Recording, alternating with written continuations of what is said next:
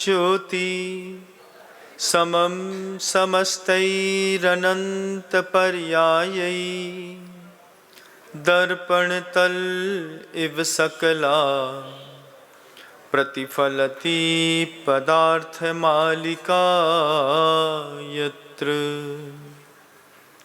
गुरुवः पान्तनो नित्यं ज्ञानदर्शननायका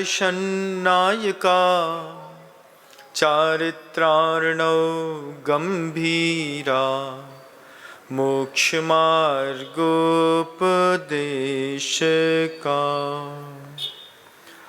अहिंसा परमो धर्म की।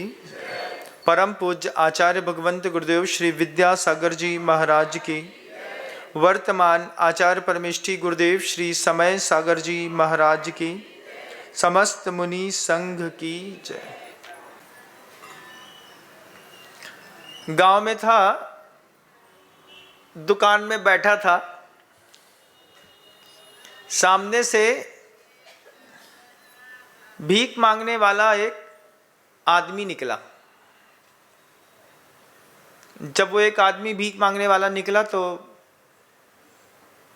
दृष्टि चली गई।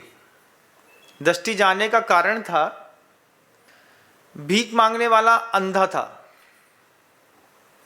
अंधा था, लट्ठी लिया था, खटखट करके मांग रहा था। फिर मैंने वो चीज़ देखी कि मांगने वाला एक नहीं था, 8 लोग थे, 8 के 8 अंधे थे। 8 के 8 अंधे और 8 के 8 के हाथ में लाठियां, और प्रत्येक अंधा एक अगले अंधे के कंधे पर एक हाथ रखा हुआ है।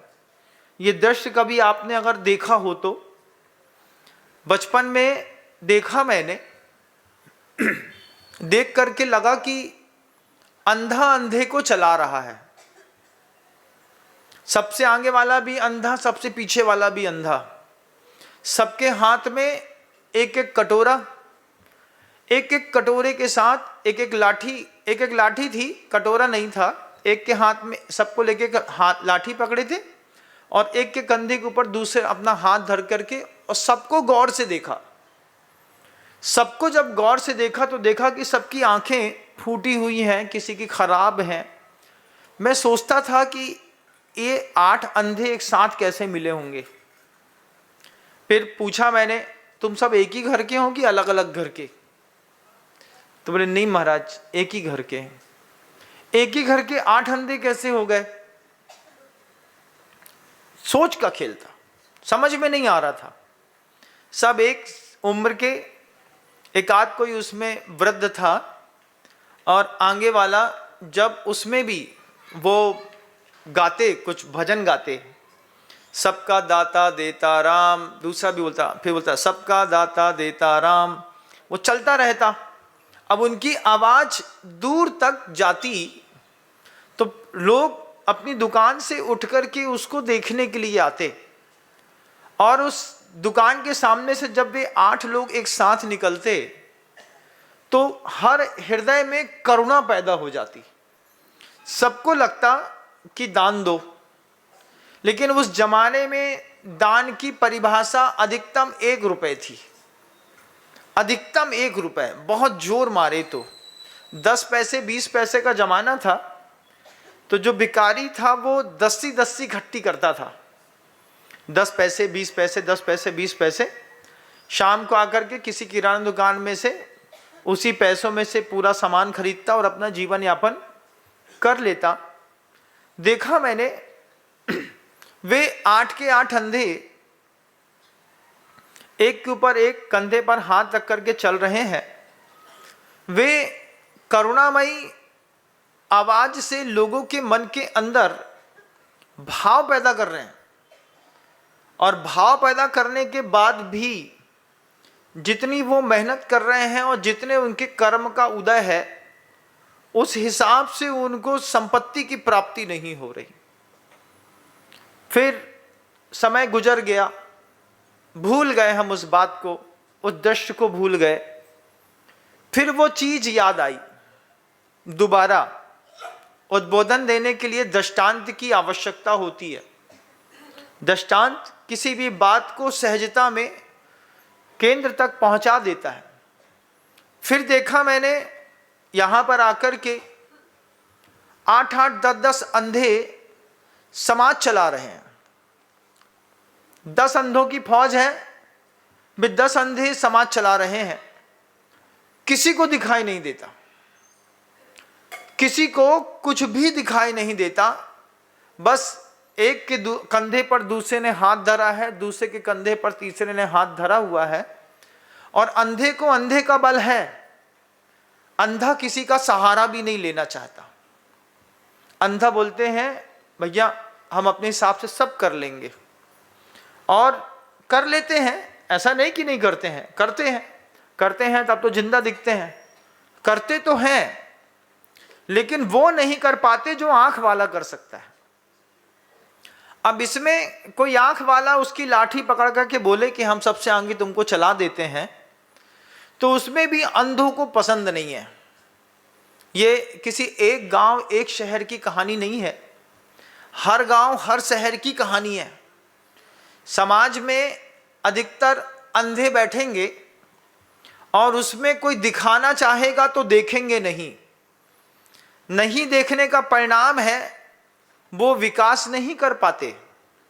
जितनी सोच होती है, जो स्टैंडर्ड होता है, उसी हिसाब से संपत्तियां घर के अंदर आती हैं।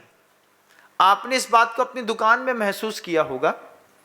छोटा बच्चा होता है, छोटा बच्चा भविष्य के सपने देखता है, और बड़े बुजुर्ग अतीत की यादों के साथ अतीत के सपने देखते हैं। जब छोटा बच्चा बड़े पिताजी से कहता है पापा दुकान थोड़ी और बदल लो, अच्छी चलेगी, तो पिताजी क्या बोलते हैं, ज्यादा मुंह मत चलाओ, जो चल रहा है चलने दो। वृद्धों को परिवर्तन स्वीकार नहीं है। बच्चे पुराने चीज के साथ रह नहीं सकते। एक भविष्य का सपना देखता है, एक अतीत के सपनों में चिपका हुआ है। हमारे जमाने में क्या महंगाई थी, क्या जमाना था, कितनी मेहनत होती थी। 1 रुपए किलो शुद्ध घी मिलता था, गया जमाना। हमारे जमाने में 32 रुपए तोला सोना था, गया जमाना। हमारे जमाने में वहां पर जब शादी होती थी, शादी में 50 रुपए दहेज मिला था तो लोगों में चर्चा बन गई थी, गया जमाना। भूल जाओ, जिंदगी के सफर में गुजर जाते हैं जो मुकाम फिर नहीं आते। अब ये जमाना चला गया, लेकिन जो वृद्ध हैं, चाहे वे समाज के वृद्ध हों, चाहे वे घर के वृद्ध हों, वे अतीत के सपनों में जीते रहते हैं। अतीत में हमारे टाइम में तो ऐसा होता था। अब वो बच्चा कहेगा पापा दुकान को रेनोवेशन कराना है, जो नवाब साहब को पैसा खर्चा सूझ रहा है, कमाना देखो कितना, कमाने में कितनी मेहनत लगती है। हाँ बहुत मेहनत लगती है। अब तुम्हारी आदत में थी झाड़ू पोछा लगा करके पैसा कमाना। आज के लड़के एडवांस हैं, लैपटॉप कंप्यूटर चलाते हैं, बैठे बैठे 1.5 करोड़ का पैकेज कमा लेते हैं। 10 घंटे तक दुकान में बैठे रहते हैं आप, तो उसमें पसीना पसीना। आज के लड़के का स्टैंडर्ड है, एसी के सामने ब्लोअर चलता रहता है, कंप्यूटर में सॉफ्टवेयर इंजीनियर बन के काम करते रहते हैं, रोज का अच्छा पैसा कमाता है, साल भर का पैकेज 1 करोड़, 1.5 करोड़, 1.25 करोड़ का। लेकिन जनरेशन गैप के कारण हम कभी अपने पिता को नहीं समझा पाए। आप समझा पाए क्या? आप में से कोई सफल व्यक्ति हो ऐसा कि जिसने कोई बात कही हो और उसके पिता ने मान ली हो? नहीं मानी। कभी भी बाप अगर लड़के की बात मान ले तो बाप का अहंकार खत्म हो जाता है, और अहंकार के बल में तो मनुष्य पर्याय में जीवन है। तो हम बाप हैं बेटा, हम तुम्हारी बात कैसे मान लेंगे? आप बिल्कुल हमारी बात मत मानिए, आप वैसे ही करिए। मैं घर में देखता था, लगातार उम्मीद से ज्यादा मेहनत करके लोग पैसा कमाते थे। हम कहते थे इससे और कम मेहनत में भी अच्छा पैसा कमाया जा सकता है, बस थोड़ा सा चेंजेस की जरूरत है। लेकिन ना हम घर में डायग्राम चेंज कर पाए, ना कहीं और। समाज में आकर के देखा तो फिर वो बात समझ में आई कि जनरेशन गैप तो है ही। सबसे बड़ी बात है कि बूढ़े जितने हैं वो आंख के अंधे भी हैं, दिखाई नहीं देता। महाराज सब जितने हैं सब, कभी वो भी तो आंख वाले होंगे। जब वो आंख वाले थे तब आंख वाले हैं। एक समय के बाद आंख वाला होकर के भी आदमी अंधा हो जाता है, उसको दिखाई नहीं देता, अपनी तरक्की दिखाई नहीं देती, स्थिरता आ जाती है और वो अतीत में जीना पसंद करता है। अब कोई भी चीज होती है वो कब बात करता है? अतीत की। हमारे जमाने में ऐसा होता था, ये लड़के आज ज्यादा उचक रहे। भैया हमारा जमाना है, हम उचकेंगे, उचक के हम भी काम करके दिखाएंगे, लेकिन आपके तरीके से नहीं, अपने तरीके से। सबका जमाना रहता है। आप जब जवान थे तब आपका भी जमाना रहा, अब आपने स्ट्रगल किया, आपकी दिक्कत है, आपके पाप कर्म तेज होंगे। हम सोने का चम्मच लेकर के आए, हमारा स्ट्रगल कम है, हम कम स्ट्रगल में दिमाग से सही काम करते हैं, ज्यादा काम कर लेते हैं। पहले के जमाने में वही होता था। क्या हुआ? 13 में पूड़ी और साथ में उड़द की दाल खिला दी, बहुत हो गया। आजकल 13 भी रिसेप्शन जैसी होती है, उसमें भी स्टैंडर्ड है। जमाना बदल गया, जमाना बदलने से हर चीज बदल गई। आज आप देखिएगा आपके पिताजी का मकान और आपके लड़के के मकान में कितना अंतर आ गया। आपके पिताजी अटारी में सोते थे बिस्तर जमीन में बिछा करके, आज आपके नाती 2.5 लाख के बेड पर सोते हैं डनलप के गद्दे में, आराम से एसी में। दोनों की जिंदगी में अंतर आया, सोच में अंतर आया, कार्य करने की शैली में अंतर आया। और नई जनरेशन का आदमी अंधा नहीं बना, वो हमेशा विचार करके आगे बढ़ता रहा। उसके विचार को कभी भी घर में प्रोत्साहन और महत्वता नहीं मिली, ये बात बिल्कुल तय है। आपको अगर दुनिया में पूछा जाए कि सबसे ज्यादा दुख किस बात का है, तो बस इस बात का है कि हमारे पास बहुत अच्छे आइडिया थे, लेकिन हमारे पिता ने कभी हमारे आइडिया को सुना नहीं। फिर क्या हुआ? जब वो मर गए, उसके बाद हम मरने की लाइन पे आ गए, क्योंकि पिता और बच्चे में कितने साल का गैप है? अधिक से अधिक 25 साल का जनरेशन गैप है। अब 85 साल तक बब्बा मरे, बब्बा 85 के मरे तो पापा 60 के हो गए, लड़का 40 का हो गया, हमारा लड़का 20 का हो गया। अब वो 20 वाला लड़का बोलता है हमको प्रॉपर्टी दो, 85 वाला मरा नहीं, 65 वाले को मिली नहीं, 40 वाला बेचारा अधर में है, 20 वाले को कहाँ से मिल जाए? उसको कुछ नहीं मिलेगा, उसको स्ट्रगल करना पड़ेगा। तो जब उसको स्ट्रगल करना पड़ता है तो लड़के 20 साल की उम्र में अपना नया ट्रैक पकड़ते हैं, नया ट्रैक पकड़ते हैं। आप लोग यहीं रहो, आपका घर, आपकी प्रॉपर्टी, आपकी संपत्ति आपको मुबारक। अपन कबूतर जैसे उड़े, यहां से जाकर के सीधे अमेरिका में जाकर के बैठ गए। अब यहां पर पिता को बड़ा घमंड है, हम तो भैया कभी एरोप्लेन में नहीं बैठे, लेकिन हवा मोड़ा अमेरिका में जॉब कर रहे थे, बहुत बढ़िया। वो समझता है कि अभी 3 जनरेशन नहीं मरी है, जब तक ये जाएंगे तब तक हमारे मरने का टाइम आएगा। तो वो जिंदगी वहां जीता है, अच्छी बिंदास जिंदगी जीता है, रेंट के मकान पे रहता है, अच्छे से खाता है पीता है, जॉब करता है, मेहनत करता है, अपने दिमाग को डेवलप करता है, ऊंची उड़ान उड़ता है। यहाँ के आदमी को कुछ नहीं मिलता, यहाँ के आदमी को बस इस चीज़ का गुमान बस है कि हमारा लड़का कलेक्टर है। कलेक्टर के बाप बन जाने से कलेक्टर तो नहीं हो जाओगे ना, बस बड़े कलेक्टर कहलाओगे। क्या है ये कहें जब बड़े कलेक्टर हैं, ये फ़ोन लगाएंगे तो वहाँ से काम हो सकता है, इस उम्मीद में लोग आते हैं।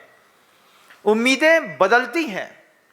समाज में देखा कि इस तरीके के पुरानी सोच और पुराने ढर्रे के साथ जीने वाले लोगों ने जब समाज की कमान संभाली तो समाज पिछले 30 सालों में थोड़ी भी विकास को प्राप्त नहीं हुई। फिर मैंने धर्म की उपनिवेशवाद की नीति देखी। धर्म का उपनिवेशवाद होता है महाराज, आपको जो बात बताऊंगा तब तो समझ में आएगी। सोचिए, आप जिसको नीच कहते हैं अपने देश के अंदर, धर्म के उपनिवेशवादकर्ताओं ने वहां से पैसा भेज भेज करके उन नीचों को अपने धर्म में कन्वर्ट कर लिया। धर्म की उपनिवेशवाद की नीति। कहां पैदा हुआ उनका भगवान? कहीं और, लेकिन उनके भगवान के सबसे ज्यादा फॉलोवर्स आज भारत में हो गए। आपको आश्चर्य होगा, 30% जनता आपकी कन्वर्ट हो गई। कहां पे? क्योंकि ये अंधों का धर्म है। यहां समाज में अंधे लोग रहते हैं। ये समाज के अंधे न खुद जीते हैं न जीने देते हैं। 8-8 अंधे, 10-10 अंधे एक साथ इकट्ठे हो जाएं, अब एक अंधा दूसरे अंधे के भरोसे, अब भैया आगे वाला चल रहा है तो हम भी उसी के साथ चल रहे हैं। कोई कुछ नहीं देखना चाहता। समाज की स्थितियां, समाज में बैठे ओहदेदार जो लोग हैं, उन्होंने बस अपनी राजनीति के चक्कर में पूरी समाज को गर्त में डाल दिया। अभी चुनाव होने वाले हैं समाजों के बीच में, वहां पर हर अहंकारी अध्यक्ष के पद पर खड़ा मिलेगा। हर अहंकारी, अहंकार है, हमें अध्यक्ष बनना है, वो अपनी गोटी सेट करेगा, दूसरा अपनी गोटी सेट करेगा, एक दल का नेता और अपनी गोटी सेट करेगा, फिर 4 पैनल बनेंगे। 4 पैनल बनने के बाद चारों पैनल के लोग समाज में जनसंपर्क में जाएंगे। जनसंपर्क में जाने के बाद भैया वोट हमी को, वोट हमी को, वोट हमी को, हाँ भैया वोट हमी को। बाद में वोट के चक्कर में चोट पड़ गई। समाज के 4 अध्यक्ष बनना चाहते थे, अब जिसने वोट नहीं दिया उससे बुराई तो पक्की है ही। और अध्यक्ष बनने के बाद करना धरना कुछ नहीं है, बस एक स्टेटस होना चाहिए, हम समाज के अध्यक्ष हैं। अंधा अध्यक्ष, समाज का विकास नहीं दिखता, मानवता नाम के कोई काम नहीं करता। क्या करेगा? जितनी प्रॉपर्टी है इसमें पुताई करा देंगे। पुताई करा करके आदमी अपने आप को अध्यक्ष समझ लेता है। बहुत ज्यादा हुआ तो कोई अच्छे धाकड़ धमाकेदार साधु का चातुर्मास करा लिया, और समाज चातुर्मास कराने पर अच्छी वाहवाही हो गई, बड़ा मंच हो गया, वहां से अच्छी प्रभावना हो गई, हो गया चतुर्मास, हो गया अध्यक्ष की धाक हो गई। ये धाकड़ समाज के लोग, हमारी धाक करने की, सोचने की अंधी नीति, उनकी निगरानी वाली नीति है। वे निगरानी से धर्म के उपनिवेशवाद को लेकर के चल रहे हैं। उनके यहां, आपके यहां श्रेष्ठता किस बात की है? भारत के अंदर श्रेष्ठ व्यक्ति कौन माना जाता है? जिसके पास पैसा है। विदेशों में श्रेष्ठ व्यक्ति कौन माना जाता है? जो अपना पैसा धर्म में लगा देता है। वहां पर खरबों डॉलर की फंडिंग करी जाती है। खरबों डॉलर की फंडिंग करते करते करते उन्होंने अपने धर्म के 100 देश खड़े कर लिए। अभी हम पूछें, भारत के अलावा जैन अगर किसी और देश में जाकर के रहना चाहता है तो कौन से देश में जाना पसंद करोगे? जहां पर तुम्हारा धर्म को मानने की स्वतंत्रता मिल जाए। तो पूरे विश्व में कोई देश नहीं मिलेगा जहां पर तुम खुले मंच पर अपना जैन मंदिर बना सको, ऑडिटोरियम बना सकते हैं, मेडिटेशन हॉल के नाम पर आप कुछ कर सकते हैं, आप दूसरी सोसाइटी मैनेजमेंट के नाम पर कुछ कर सकते हैं, फंक्शन के नाम पर भगवान की आराधना कर सकते हैं, खुले में मंदिर नहीं बना सकते। वहां के लोगों ने, श्रेष्ठ हैं वो लोग अपनी मानसिकता में, उन्होंने अपनी श्रेष्ठ मानसिकता का परिचय दे करके और पैसा कमाते हैं। जितने भी इंडस्ट्रियलिस्ट हैं पैसा कमाते हैं, पैसा धर्म में लगाते हैं। वे Friday to Friday, Sunday to Sunday अपने उस आराधना के केंद्र में जाएंगे, लेकिन उनके धर्म गुरु ने कुछ कह दिया तो बात नहीं कटती। क्यों? चलाने वाला कोई आंख वाला है जो देख रहा है। अपने यहां तो अंधे की सरकार है। अंधेर नगरी चौपट राजा, टका शेर भाजी, टका शेर खाजा। पढ़ी है कभी कहानी? नहीं पढ़ी? 4वीं क्लास में पढ़ी थी हमने। एक बार गूगल में सर्च करना, अंधेर नगरी चौपट राजा, टका शेर भाजी, टका शेर खाजा, क्या होता है। उस टका शेर भाजी, टका शेर खाजा में, उसके राज में सब कुछ एक भाव। हीरा ले लो तो वो भी 1 रुपए का, भाजी खाओगे तो भी वो 1 रुपए की। ऐसे अंधों में किसी को गाइडेंस लेने की जरूरत नहीं है। वहां पर वो लगातार एक की निगरानी में काम कर रहे हैं। एक की निगरानी में काम करने पर वो अपने देश में धर्म की चिंता नहीं कर रहे। वो धर्म की उपनिवेशवाद नीति पर चिंता कर रहे हैं। हम सोचते हैं हमारे घर में धर्म कैसे बचेगा, क्योंकि हम वर्चस्व की लड़ाई में लगे हुए हैं। एक बड़े शहर में चुनाव होने हैं, 5 अध्यक्ष खड़े हो गए। 5 के 5 अध्यक्ष को न मंदिर से मतलब है न धर्मात्माओं से, उनको सिर्फ अपने वर्चस्व से मतलब है। समाज में स्टेटस सिंबल, घर का पैसा खर्चा करके अध्यक्ष बन जाएंगे। भाई साहब कितनी गजब की बात है। लेकिन काम कराने की बात कहो, अब महाराज जी ये तो आप ही को कराना पड़ेगा, हमसे तो ना हो पाएगा। आपसे ना हो पाएगा, हम ही से हो पाएगा, तो हमको अध्यक्ष मान लो समाज का। आप जैसा बोले वैसा महाराज जी। बोले तो ठीक है, बोलने के बाद इंप्लीमेंट के नाम पे ढपोर संघ। ढपोर संघ समझते हैं? ढपोर संघ क्या होता है? क्या होता है ढपोर संघ? ढपोर संघ की कहानी है। एक संघ था एक व्यक्ति के पास, उसके पास वो शंख था, और शंख में वो जब शंख बजाता तो शंख को बजाने पर शंख से जो मांगा जाता वो शंख दे देता, और उससे बोल देता शंख मुझे भोजन चाहिए।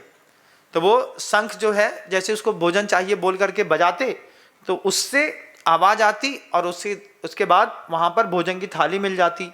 कोई और आवश्यकता होती तो वो मिल जाती। तो वो सिद्ध शंख था एक। अब वो किसी ने सिद्ध शंख चुरा लिया, और सिद्ध शंख चुरा करके वहां पर एक ढपोर शंख रख दिया। ढपोर शंख क्या था? वो बोलता, ढपोर शंख से बोलते, ढपोर शंख मुझे ये चाहिए, मैं ये आपको 2 देता हूं। बोलता तो बहुत है ढपोर शंख, देता कुछ नहीं है। क्या समझे?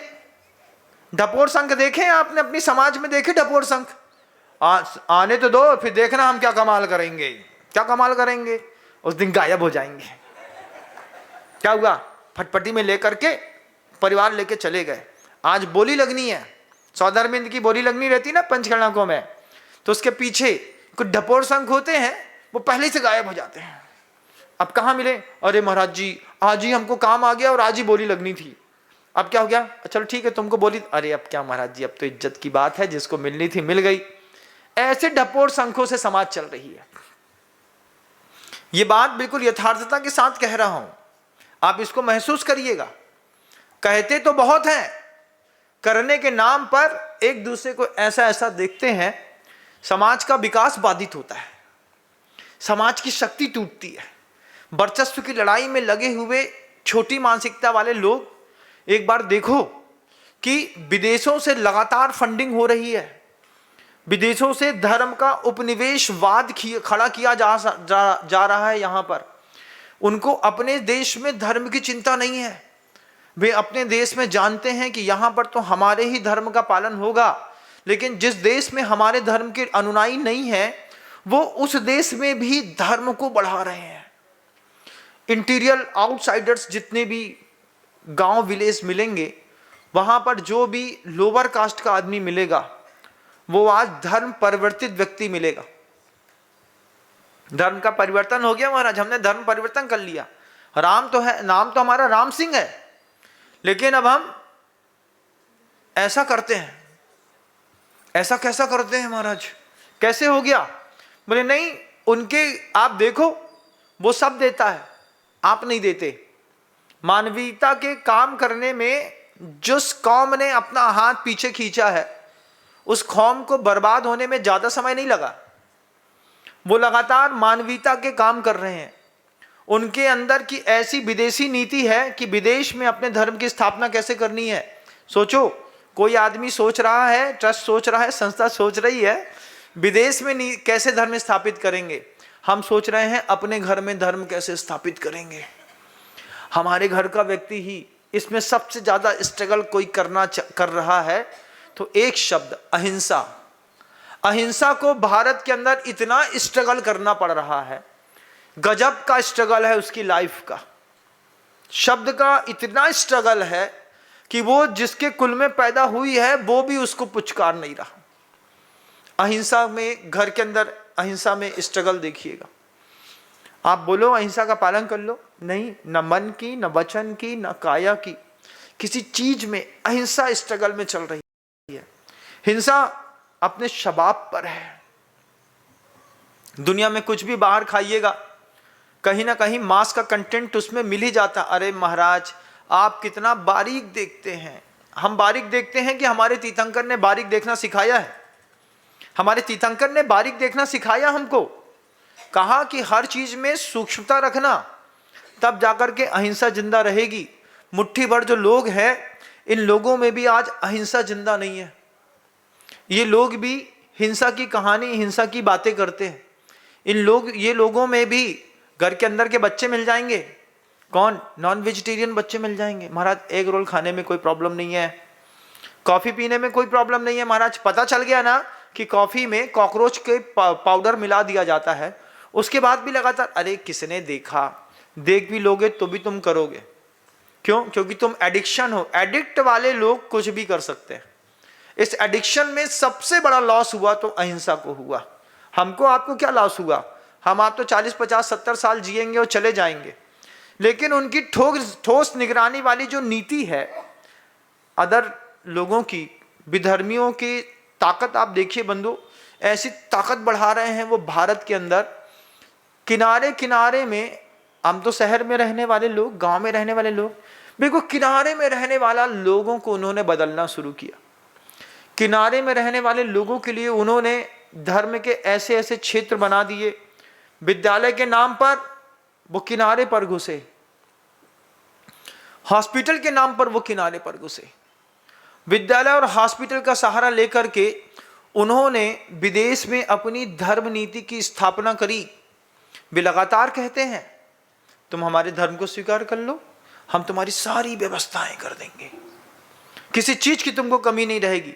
तुमको मकान मिलेगा, तुमको भोजन मिलेगा, तुमको दूसरी सुविधा मिलेगी, बस तुम हमारा धर्म स्वीकार कर लो। विदेशी नीति में धर्म चल रहा है, यहां अपने घर के अंदर अपना ही धर्म बचाना मुश्किल पड़ रहा है। पड़ रहा है कि नहीं महाराज? पड़ रहा है। आज 100 देश हो गए एक धर्म को मानने वाले।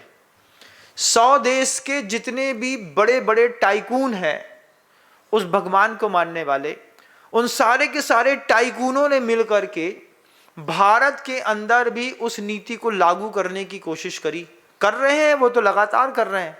आप संडे उन्हीं के नाम का मनाते हैं, आप जितनी भी छुट्टियां हैं उनके नाम का मनाते हैं। उन्हीं के नाम का Sunday, Monday, Tuesday, Thursday, Wednesday, Friday, Saturday, Sunday, ये सब उन्हीं के नाम का है, आपके नाम का नहीं है। सोम, मंगल, बुध, बृहस्पति, शुक्र, शनि, रवि, ये कम दिमाग में चलता है। अभी आपसे पूछे जनवरी, फरवरी, मार्च, अप्रैल, मई, जून, जुलाई, अगस्त, सितंबर, अक्टूबर, नवंबर तो याद है। पूछ लें भैया बताओ, सावन, भादो, क्वार, कार्तिक, अगहन, पूस, माघ, चैत, बैसाख, जेठ, किसके बाद? आषाढ़। इसके किसके बाद क्या आता है? किसके बाद क्या आता है? कहां से शुरू होता है? पूछ लें तो अपने घर की तो जानकारी नहीं है, लेकिन दूसरे घर की बहुत जानकारी है। रग रग में शामिल है, वो हर तरफ से शामिल है। 25 दिसंबर आएगा तो छुट्टी मिल जाएगी, लेकिन गणेश चतुर्थी की नहीं मिलेगी। पर्वराज पर्युषण पर्व में एग्जाम ले लिए जाते हैं। क्यों? क्योंकि कहीं उनका धर्म बढ़ ना जाए, और हमारे ही धर्म के लोगों को वो अपने विद्यालयों में लगातार पढ़ाते हैं। अपनी विदेशी धर्म नीति का सहारा लेकर के उन्होंने अपने धर्म को कितना डेवलप किया, उसके पीछे का मात्र एक कारण था, हमने धनवानों को श्रेष्ठ समझा और उन धनवानों ने धर्म में पैसा लगाने को श्रेष्ठ समझा। आज आपके गांव में कोई भी धार्मिक कार्यक्रम होता है, सिर्फ गांव की जवाबदारी नहीं रहती। 100 किलोमीटर के सराउंडिंग एरिया में कहीं पर भी मंदिर को लेकर के, कहीं पर भी आयतनों को लेकर के, संत निवास को लेकर के अगर कहीं कोई काम हो रहा है तो उसमें हम भी जवाबदार और हिस्सेदार हैं। वे 20,000 किलोमीटर के एरिया को कवर कर रहे हैं। कितना एरिया? अमेरिका से यहां पैसा, लंदन से यहां पैसा, धर्म बढ़ाओ, हम पैसा देते हैं। कितना? खरबों अरबों डॉलर। उसके बाद ऊपर से पॉलिटिकल प्रेशर, हमने ये चीज कह दी है, इसको लागू करना आपकी जवाबदारी है। सरकार तक को दबना पड़ता है। ये जो भारत के अंदर हिंदुत्व की बात करते हैं ना अपन, बड़े हिंदू राष्ट्र बनाना है, हिंदू राष्ट्र बनाना है, इंप्लीमेंट करने में पसीना आ जाएगा भाई साहब। चाहे कोई भी बोलता हो। हिंदू राष्ट्र करने से पहले आपको बाहर की इस पॉलिसियों में देखना पड़ेगा। जाकर के देखो तो वो हरिजन जो आपकी समाज का था, आपने उसको नीच समझा, उसने अपना धर्म परिवर्तन कर लिया, अब वो हैरी हो गया, हरिजन से हैरी बन गया। अब वो हैरी जा रहा है, हैरी की इज्जत है, हैरी को लोग गले लगाते हैं, हैरी से पूछते हैं, हैरी से काम कराते हैं, आपसे नहीं कराते हैं। क्यों? अरे नीच है।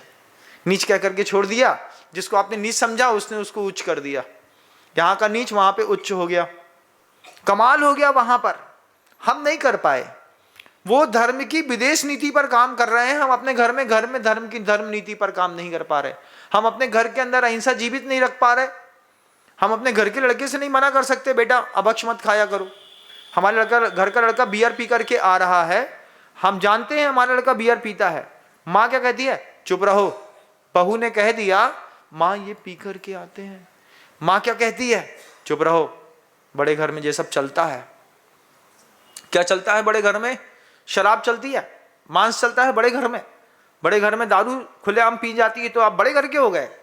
अरे बड़े घर में नीच हो गए। बड़े घर के नीच कैसे हैं? जैन समाज में बड़े घर का नीच कौन है? बड़े घर का नीच वो है कि मंच में तो बड़े होकर के खड़ा है, लेकिन पूरी समाज जानती कि एक नंबर का दारूखोर है, एक नंबर का दारूखोर है, लेकिन पॉलिटिकल प्रॉब्लम, पैसे वाला आदमी है, मंच में खड़ा कर दिया, मंच में खड़ा करके उसका सम्मान कर दिया। लेकिन शासन क्या कहता है? जिस शासन में तुमको पल्वित पोषित होना था, इसमें किसी प्रतिमाधारी पैसा वाला मिलता तो मजा आ जाता। मैं बांसवाड़ा गया बंधुओं, आप कभी बांसवाड़ा जाइएगा। बांसवाड़ा में सिंघवी परिवार है, उनके घर के अंदर जिनालय है। जिनालय को देखने गया तो देख करके गदगद हो गया।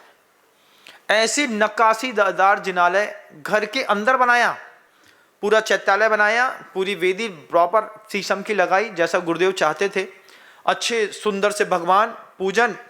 और क्या संकल्प, इस घर के अंदर साधु आएगा तो आहार करके जाएगा। इस घर के अंदर साधु आया दर्शन करने के लिए, तो वो वहीं पर उपाश्रय में एक व्यवस्था कर दी, महाराज आहार करके भी जाइएगा। घर की महिलाएं खरबपति हो करके महाराज के लिए भोजन बना रही हैं, परगाहन कर रही हैं, आहार दान दे रही हैं, और देने के बाद और फिर वो वहां से महाराज का ससम्मान, हाँ महाराज जी आप जैसा चाहें आपको हम वहां तक पहुंचा देते हैं। क्या नाम है उनका? सुरेश कुमार जी सिंघवी। अब बताइए, बांसवाड़ा में कभी जाइए तो उनके मंदिर को जरूर देखने चाहिए। मैं जब पहली बार गया तो मैं देख करके ऐसा लगा कि राजमहल में घुसा दिया हो, और फिर जब भगवान को देखा तो देख करके तो आत्मा गदगद हो गई। ऐसे भी लोग हैं, धर्म की जीवंतता जीवित रखने के लिए अपने घर का बहुमूल्य द्रव्य लड़के को दान में नहीं देना है, धर्म को दान में देना है। लड़के को समर्थवान बनाओ, लेकिन इतना धन मत दो लड़के के हाथ में कि लड़का कुछ कर ही ना पाए, क्योंकि बाप ने तो पैसा इकट्ठा करके अब मोह रहता है, प्रॉपर्टी किसको देंगे? लड़के को ही देंगे। लेकिन वहां पर प्रॉपर्टी संपत्ति धर्म में लगाई। विदेशों में जितने भी टाइकून हैं उस धर्म के, वे अपने सीएनडीएफ का जितना भी पैसा होता है वे पूरा का पूरा पैसा धार्मिक संस्थानों में लगाते हैं। उनके कारण आज आप पूरे भारत के अंदर देखिएगा, जितने भी स्कूल हैं, जितने भी हॉस्पिटल्स हैं, उसमें 85% हॉस्पिटल और स्कूल उन्होंने मानवीयता के काम से विदेशी नीति का काम किया, और इस दो चीज का सहारा लेकर के आज वो पूरे भारत के अंदर छा गए। हम सीखते हैं उनसे, हम बात करते हैं। इसलिए गुरुदेव ने इसीलिए प्रतिभास्थली ज्ञानोदय विद्यापीठ की स्थापना की। गुरुदेव ने कहा कि यहां पर कम से कम अपने धर्म और अपने रिलीजन को सुरक्षित तो रख पाएंगे, अहिंसा की जीवंतता तो तय कर पाएंगे। वहां पर उन्होंने रूल लागू कर दिया, 7 जात का बच्चा स्कूल में आएगा, आने के बाद टिफिन सबको शेयर करके खाना पड़ेगा। अब बताओ, वहां पर कोई जैन बच्चा है, जैन बच्चा वहां पर बैठा है, सामने कोई मांसाहारी बच्चा बैठा है, वो आमलेट लेकर के आया है। अब क्या हम उसका ऑमलेट खाएंगे, वो हमारा चावल दाल चावल खाएगा? ऐसा तो नहीं हो सकता। लेकिन टू बी मस्ट कंपलसरी कर दिया, ऐसा करना ही पड़ेगा। उसमें और स्टैंडर्ड बढ़ाया, आपको टिफिन लाने की जरूरत नहीं है, हम यहीं पर बना करके आप सबको देंगे, जो बना के देंगे वो ही खाना पड़ेगा। जिसके स्रोत के बारे में बच्चे को ज्ञान नहीं है, आप अपने उस बच्चे को उस स्कूल में भेजते हैं ना, जाता है महाराज, टिफिन ले जाने की जरूरत नहीं महाराज, बहुत स्टैंडर्ड है, सब वहीं पे एक नंबर का फ्रेश मील मिलता है, हर जगह फ्रेश मील ही मिलता है हर जगह। लेकिन भावनाएं क्या होती हैं जब घर के अंदर माँ बच्चे के लिए 2 शुद्धगी के पराठे लगा करके टिफिन में पैक करके छोटे से डिब्बे में नींबू का अचार रखती है, थोड़ा सा पापड़ रखती है, और प्यार से बच्चे को पुचकारी देते हुए कहती बेटा हमने पराठे रख दिए ना, तुम अपना टिफिन खा लेना। ये प्यार, ये भावना क्या उस वहाँ के भोजनालय में मिलती है? नहीं मिलती। लेकिन हमने कन्वर्ट किया, हमने और कन्वर्ट किया। आज हमारे बच्चे नाम के जैन तो दिखाई दे सकते हैं, लेकिन पसंद तो उनको अमेरिका, इंग्लैंड, यूरोप, बैंकॉक, पटाया यही आता है। हर बच्चे के ख्वाब में पूछूं आंख बंद करके कहाँ जाना है, कोई भी जवान लड़का ये ना बोलेगा महाराज जी एक बार सम्मेद शिखर जी पूरे माता पिता को, सबको, परिवार को, मोहल्ले वालों को लेके जाना है, पैसे की ये सार्थकता है। कहाँ जाओगे बताओ, पैसा है तुम्हारे पास 5 लाख, कहाँ जाओगे? एक बार पहले बैंकॉक तो घूमना है महाराज, एक बार दुबई घूमना है, दुबई का चस्का चढ़ा एक बार तो फिर तो पूछो ही मत, गया वहीं पे उन्हीं के पास। अब क्या है, वहीं रहेंगे महाराज। क्यों? इंफ्रास्ट्रक्चर एक नंबर है, रोड एक नंबर है, टैक्स नहीं है वहां पर स्वतंत्रता है, महिलाओं के साथ बलात् नहीं है, जो सुविधा भारत में होनी चाहिए थी वो बाहर पहुंच गई है। लेकिन वहां पर स्ट्रक्चर जो डेवलप हो रहा है वो भी इसी बात के ऊपर है, आप रहिए यहां पर, धर्म का हमारे पालन करना पड़ेगा। आप धर्म से बाहर भगे। जितने भी पैसे वाले समृद्ध लोग हैं, इन्होंने अपने अतिरिक्त पैसे का उपयोग सिर्फ धर्म में किया। छोटे से छोटे और बड़े से बड़े लोगों ने उसमें पैसा दिया, पैसा देकर के डेवलप किया। आज 100 देश हैं, 100 देश, एक धर्म को मानने वाले 100 देश, दूसरे धर्म को मानने वाले 50 देश। और इनकी पॉपुलैरिटी, जब इनकी जनसंख्या आप भारत के अंदर चेक करेंगे तो पता चलेगा जो भगवान हमारे यहाँ पैदा ही नहीं हुआ, उस भगवान को मानने वाले 30% लोग हैं भारत के अंदर। ये 30% लोग एक साथ मिलकर के एक आदमी को वोट दे दें, एक पॉलिसी बनानी है, बस हो गया। क्या? जनता चुनेगी भारत के प्रधानमंत्री। और 30% के लोगों के बीच में अगर एक बार भी इस बात की कर दी गई किसी को वोट देना है, फिर लगता है कभी हिंदुत्ववाद का नारा खड़ा कर पाएंगे? फिर लगता है कभी भारत को अपने हिसाब से चला पाएंगे? उसी हिसाब से चलेगा, क्योंकि भारत जातिवाद के ऊपर चलता है। भारत में किसी भी नेता को जीतना हो, सबसे पहले वो ओबीसी कौन है, एसटी एससी कौन है, एससी कौन है, किसके घर में कब जाना है, कहाँ पर बैठना है, कहाँ मीटिंग करनी है, कौन दारू में मान जाएगा, कौन पैसे में मान जाएगा, कौन स्कॉर्पियो में मान जाएगा, कौन मुर्गे में मान जाएगा, कौन किसी और चीज में मान जाएगा। कोई पता चला कि किसी के धर्मगुरु को जाकर के सफेद लाल बत्ती काट दे दी, उसने अपने पूरे की पूरी कौम को कन्वर्ट कर दिया, बेटा इसी में वोट डालना है, हाँ साहब हो गया। ये जातिगत नीतियों के धंधों में हम खड़े होते हैं। वहां पर जातिगत नीतियां नहीं है, वहां पर एक नीति है मात्र, अपने धर्म को बढ़ाने वाली। और धर्म को बढ़ाने वाली नीति में वो लगातार काम कर रहे हैं, लगातार। और हमारा तो तारा ही नहीं लगा महाराज। हम बोलते बोलते थक गए भैया, पर्युषण पर्व में एक साथ मैं समाज की ताकत देख लूं, पूरी समाज में कितनी महिलाएं हैं, कितने पुरुष हैं, मैं महिला पुरुष के एक दिन देख लूं। दष्टम जिनेन भवनम भवता भारी, हमसे ना हो पाएगा महाराज, हम ना आए। क्यों? महाराज बुलाएंगे तो ना आएंगे, कोई घटना हो जाएगी तो आ जाएंगे। अभी पता चले कि मंदिर से छत्र चमर महामंडल सब चोरी हो गया है, तो पूरी समाज मिलेगी एक जगह खड़ी हुई, फिर क्या बोलते हैं, हम अपने धर्म के लिए जान दे देंगे। कोई जरूरत नहीं है जान देने की, गया जमाना जान देने वाला। अभी तो धर्म के लिए जीने वाली बात की बात हो रही है कि अपने धर्म के साथ जी लो, इतनी बहुत बड़ी बात है। जान देने के जमाने नहीं है। जान देने हैं वहां पर आप यूक्रेन रसिया में जाकर के देखिएगा, धर्म के लिए जान दे करके उनको बंदूक उठानी पड़ रही है। हमको जान देने की बात नहीं है अभी हमारे पास, हम बिल्कुल सुरक्षित हैं, हम व्यवस्थित हैं, हमको हमारे इस देश के नेतृत्व पर 1000% का विश्वास है कि हमारी कौम के साथ किसी भी प्रकार की अनीति नहीं होगी। लेकिन अनीति हमारे घर के अंदर हो रही है, हमारे घर के अंदर अहिंसा नहीं पल रही। आचार्य कहते हैं जम सक्कई तम की रही तो करके दिखाओ। आचार्यों ने 12 प्रकार के तप बोले, अनशन बोला नहीं होता है, ऊनोदर कर लो। क्या ऊनोदर होता है महाराज? बस इतना कर लो, बस जितनी भूख लगती है उसमें 2 कौर कम खाने का भी नियम ले लोगे ना, सिर्फ 2 कौर कम खाना है। हमारा जितना भोजन है इस भोजन से थोड़ा सा भी कम खा ले, खाना सीख गए, भोजन करना सीख गए, तो कम से कम आपने अपने जीवन में ऊनोदर की नीति अपना ली। लेकिन हमारे पास अनशन की, ऊनोदर की, रस परित्याग की, काय क्लेश की, कायोत्सर्ग की नीति नहीं है। हम अपनी ही नीति में फेल हैं और उनकी नीति को एडॉप्ट करने में सब जानते हैं। अभी पूछ लें उनके धर्म के बारे में, आपको सब आता है। आपसे पूछ लें आपके धर्म के बारे में, अहिंसा की सर्वोत्कृष्ट परिभाषा क्या है बताइए। ऐसा देखते हैं, महाराज जी आप ही बता दीजिए।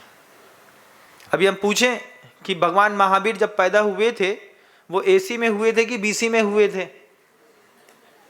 बताइए। एसी बीसी क्या होता है? वो बीसी नहीं है जो तुम अपनी दुकान में चलाते हो, ये बीसी और एसी है।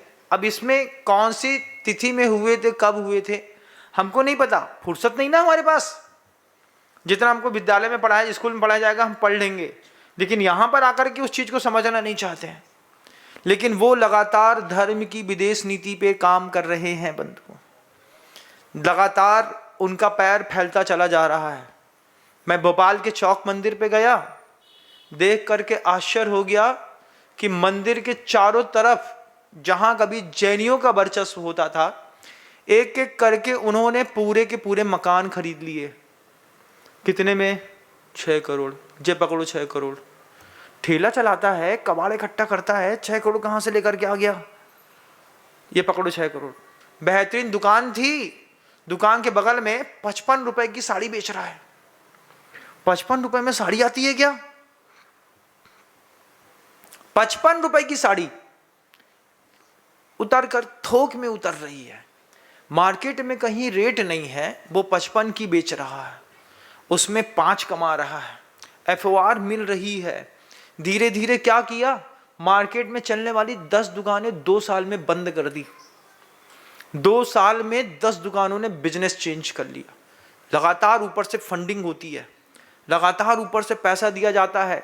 95 के माल तेरे को 55 में बेचना है 40 घाटे के साथ। 2 साल में 10 दुकानें बंद करी, अब हम शेर हो गए, अब हम जो बेचेंगे वो बिकेगा। पैट बन गई, ग्राहकी आ गया। किस तरीके से आदमी को कन्वर्ट किया जाता है आप सोचिए। हम आप आपस में भिड़ रहे हैं, हम आप आपस में वर्चस्व की लड़ाई में लगे हैं।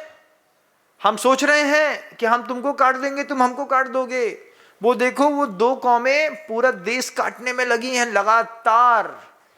सबसे ज्यादा हिंदू कट रहा है, सबसे ज्यादा 4 कौम बांट दी, ब्राह्मण क्षत्रिय वैश्य और शूद्र।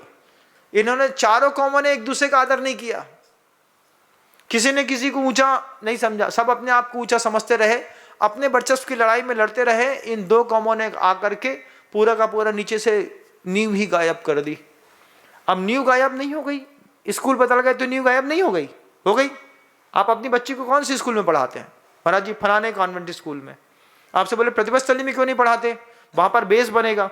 महाराज जी बेस तो बनेगा लेकिन उड़ नहीं पाएगी हमारी बच्ची। बच्ची कहां से उड़ेगी? वहीं से जहां से वो उड़ सकती है। अंग्रेजी माध्यम के अलावा सहयोगी शिक्षा ने जिस तरीके से बच्चियों को बर्बाद किया है, इसका माहौल देखना है ना बंधुओं, तो एक बार इंदौर में किसी भी हॉस्टल में रात का माहौल देख करके आइएगा आपको, कि गवर्नमेंट कॉलेज के जो हॉस्टल होते हैं इनमें जब आप माहौल देखेंगे तो नीचे से जमीन खिसक जाएगी। जो ज़्यादा पढ़े लिखे होते हैं, जस्ट लाइक ए बारबेरियंस, पढ़े लिखे जाहिल ऐसी एक्टिविटी करते हैं कि देख करके दिमाग काम नहीं करता। आचार्य सिंह क्या ऊंची सोच के धनी थे। गुरुदेव ने सोचा अपने टाइम पर रह करके कि हम एक बच्ची को भी अगर व्यवस्थित कर पाए, धीरे धीरे धीरे करके, तो आज नहीं तो कल 10 साल बाद परिवर्तन दिखेगा। गुरुदेव ने प्रतिभास्थली ज्ञानोदय विद्यापीठ की स्थापना करी, 5 बड़े विद्यालय खड़े किए। उन विद्यालयों में यह अपेक्षा रखी कि जैन समाज में दुनिया में कहीं भी कोई बच्ची है, संपन्न है, व्यवस्थित है, खर्चा कर सकते हैं, तो कम से कम अपनी बच्ची और अपने बेस के ऊपर, अपने धर्म के ऊपर 1 लाख रुपए साल का खर्चा करिए। 1 लाख रुपए साल अपनी बच्ची के ऊपर खर्चा करेंगे। आखिर दूसरी वाले विद्यालय वाले भी तो पैसा लेते हैं, फ्री में थोड़ी पढ़ाते हैं, वे भी पैसा लेते हैं। लेकिन आपकी बच्ची अगर प्रतिभास्थली ज्ञानोदय विद्यापीठ पे पढ़ती है तो ये बात की गारंटी है कि वो अपने धार्मिक सिद्धांतों को सीख पाएगी, समझ पाएगी। 12वीं में निकलने के बाद सर्टिफिकेट बस नहीं होगा, स्किल डेवलपमेंट के नाम पर भी बहुत सारी कुछ चीजें होंगी। बाहर निकल करके अपने जैनत्व की रक्षा कर पाएंगे, इस भाव के साथ प्रतिभास्थली ज्ञानोदय विद्यापीठ बनाई थी। लेकिन अरे महाराज बहुत दूर है, फिर हमारी बच्ची मानती नहीं है, फिर हमारी लाडो बहुत प्यारी है महाराज, हम अपनी लाडो को छोड़ नहीं सकते हैं। हाँ, तुम अपनी लाडो का भी चिपका के रखो अपने पास। तुम्हारी ये लाडो जब 22 साल की हो जाएगी ना, 21 साल की, फिर तुम्हारी छाती छोड़ करके कहीं और चली जाएगी। अरे महाराज हमारी लाडो चली गई, तो भैया वो तुम्हारी लाडो कहीं ना जाए, इसलिए तो 4th क्लास में एडमिशन कराने की बात करी थी। अभी तुमसे लाडो छूट नहीं रही, फिर बाद में तुम्हारी लाडो तुम्हारे हाथ में आएगी नहीं। वो लाडो पहले से जानती है ये घर मेरा नहीं है। दुनिया में, भारत के अंदर ये हमेशा से मानसिकता रहा है, बेटी जिस घर में पैदा हुई है कभी उसने उस घर को अपना नहीं समझा। माता पिता ने बेटी को अपना समझा, लेकिन बेटी ने उस घर को कभी अपना नहीं समझा। मानसिकता में रहता है मैं यहां रहती तो हूं लेकिन ये मेरा घर नहीं है, मुझे अपने घर जाना है। अब वही लाडो, जिस लाडो को तुम छोड़ नहीं रहे हो, हमारी छोटी सी बच्ची महाराज जी, वहां पे बहुत स्ट्रिक्ट रूल हैं। वहां पे सुबह 4 बजे उठा देते हैं, रात को 10 बजे सुला देते हैं, 3 टाइम दूध पिलाते हैं, 3 टाइम खिलाते हैं। हमारी लाडो मोटी हो गई तो अब वो लाडो भी नौटंकीबाज है, क्योंकि खून का असर है, कहाँ जाएगा, तुमने किया है वो कर रही है। अब वहां अनुशासन में रहना पसंद नहीं है, ठोस निगरानी में नहीं रख सकता आपका बच्चा। आपके बच्चे को स्वतंत्रता चाहिए बचपन से। 19 साल में तुम्हारी लाडो निकल ली, क्या हुआ महाराज? अरे महाराज जी विश्वास नहीं था हमारी लड़की ऐसा कर सकती है, जरूर उसके ऊपर कोई जादू टोना कर दिया होगा। गिली गिली छू में तुम्हारी लाडो भग गई। लेकिन तुमने 4th क्लास में अपनी लाडो को प्रतिभास्थली ज्ञानोदय विद्यापीठ में नहीं डाला। ये वो लोग हैं जो अपनी पूरी की पूरी धरती खराब कर रहे हैं। आप अपनी बच्ची को अपने घर में रख करके और चिपका करके अपनी धरती खराब कर रहे हैं, ध्यान रखिएगा।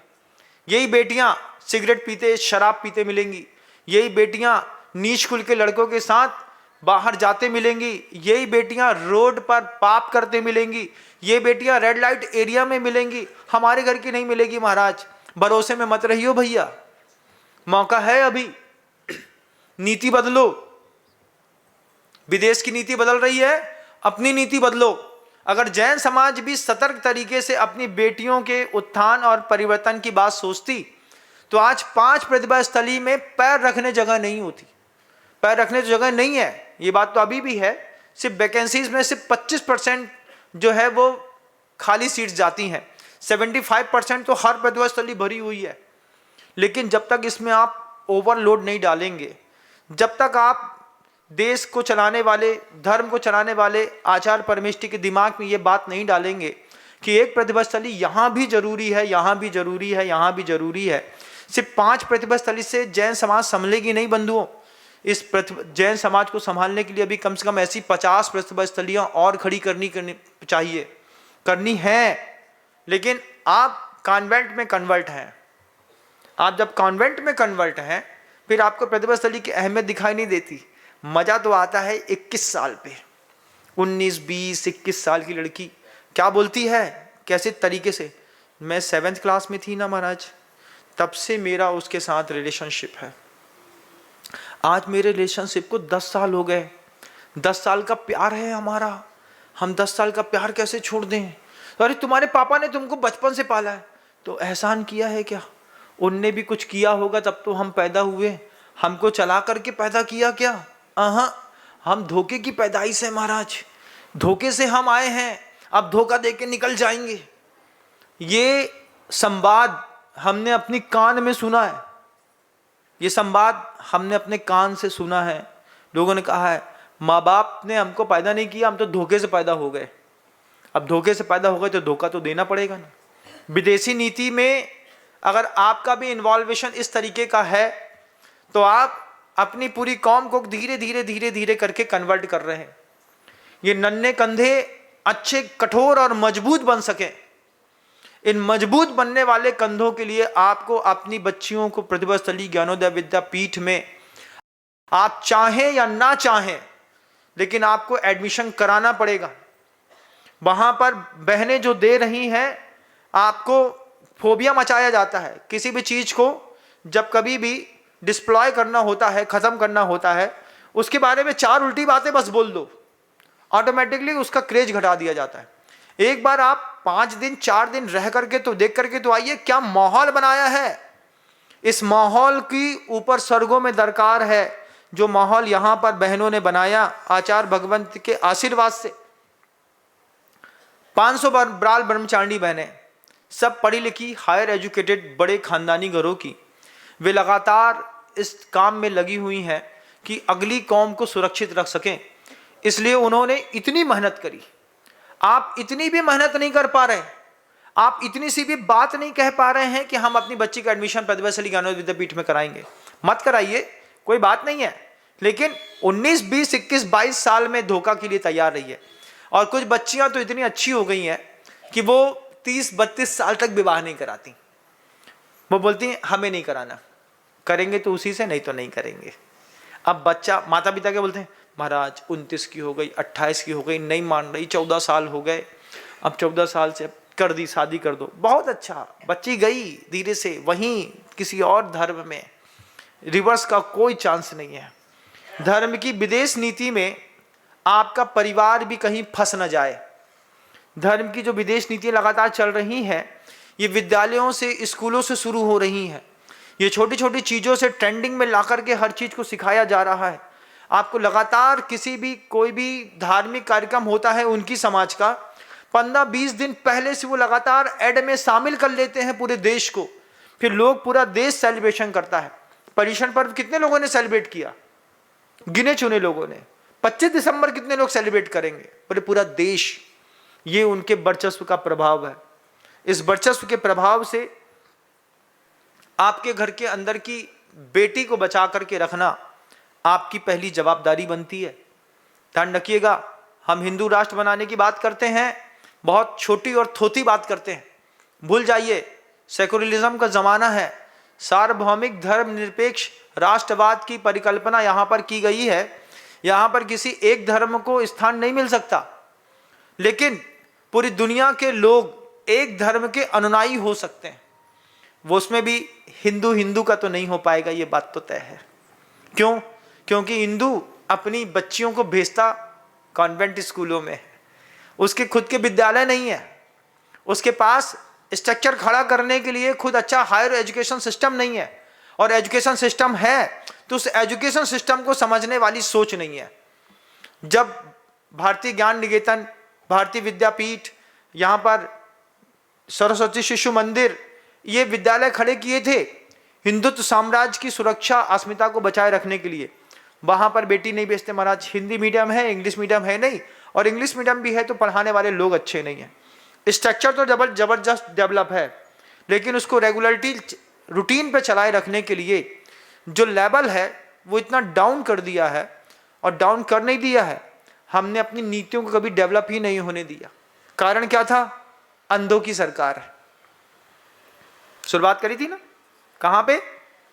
8 अंधे मिलकर के चला रहे हैं। घर को भी अंधे चला रहे हैं। घर का बड़ा अंधा कॉन्वेंट स्कूल में भेज रहा है, समाज का बड़ा अंधा सुन नहीं रहा है, देश का बड़ा अंधा देख नहीं रहा है। सब अंधों की सरकार है। एक अंधा दूसरे अंधे के कंधे पर हाथ धर करके चले जा रहा है।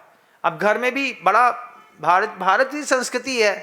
भारतीय संस्कृति में बड़े भैया की बात नहीं काट सकते, बड़ी मुश्किल है। बड़े भैया की बात काट दो, बेइज्जती कर दी तुमने बड़े भैया की। बाप की बात नहीं काट सकते, मरने का इंतजार कर सकते हैं, बात नहीं काट सकते। क्यों? क्योंकि अंधा सुन ही नहीं रहा है। अब बात नहीं कर सकती है तो अंधे की पूरी फौज गतानुगतिक चलते चलो चलते चलो चलते चलो, और जा करके भेड़ चाल में पता नहीं किस गड्ढे में गिरेंगे। आपकी बच्ची ने भी अगर इस तरीके का कोई माहौल बना रही है तो अभी भी वक्त है। 4th, 5th, 6th क्लास में प्रतिभाश्री ज्ञानोदय विद्यापीठ में एडमिशन होता है, ऊपर की क्लासों में नहीं लेते। ऊपर की क्लासों में नहीं लेने का भी उनका कारण है, वे बार बार कहते हैं छोटी उम्र में जो हम बच्चे को संस्कार देकर के बदल सकते हैं, बड़ी उम्र में पॉसिबल नहीं है। आज हमने देखा बड़ी बड़ी विद्यालयों में, कॉन्वेंट स्कूलों में जिन बेटियों ने पढ़ा है, आज उनके माता पिता को कितना मेंटल प्रेशर है। वो मेंटल प्रेशर में बच्चे तो कम है, माता पिता बहुत ज़्यादा है। हम ही ने पढ़ाया और हमारी विद्या हमारा गला काट रही है। तो घर के अंदर संभूक मत बनो। संभूक ने विद्या सिद्ध करी, 12 साल में तलवार हुई और उसी तलवार से उसका गला कट गया। तुमने 20 साल तक विद्या सिद्ध करी और उस 20 साल की सिद्ध विद्या ने तुम्हारा अंतिम समय में गला काटा और चलते बने।